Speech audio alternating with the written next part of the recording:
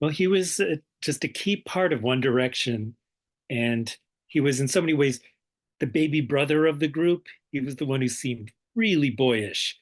He had those incredibly boyish dark eyes, and no matter what the song was, he always had a sort of unguarded boyish quality.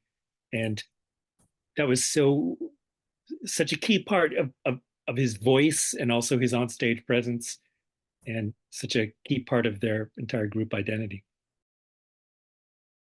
They formed on a TV reality singing competition, which honestly has never been a great way for definitely for groups to start a career.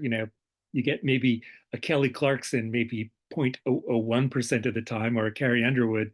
But for a group to form that way, and they formed on the British X Factor by, of all people, Simon Cowell, and that they didn't choose to be in a band together. They were not kids who grew up together. They were sort of assigned to be together. Sadly, his solo career never really got going. He began very early. He was one of the very first, if not the first, to put out a solo record, and it was Strip That Down with Quavo. Uh, One Direction, they all built up a lot of goodwill, and they made fans who felt like they knew them. And Liam, he was so effervescent on stage. It was really, really great. He was always funny on stage when he was introducing No Control. And he was like, "This is our best song, like call the radio and request it," which is something that superstars generally don't say. But he was just so enthusiastic. He had that gung ho enthusiasm.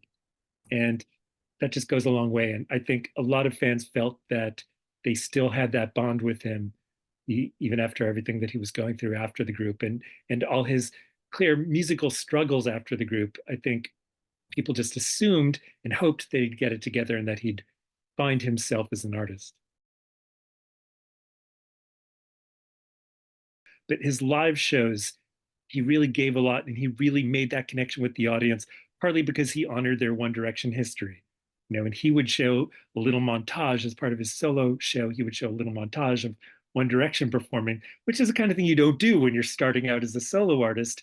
But fans took that in the spirit it was offered, which is a very generous statement that he's like, "Yep, you're here because of this history that we share, and I'm here because of that same history," and that he honored that. That's part of that connection he made with the fans, and he never lost that.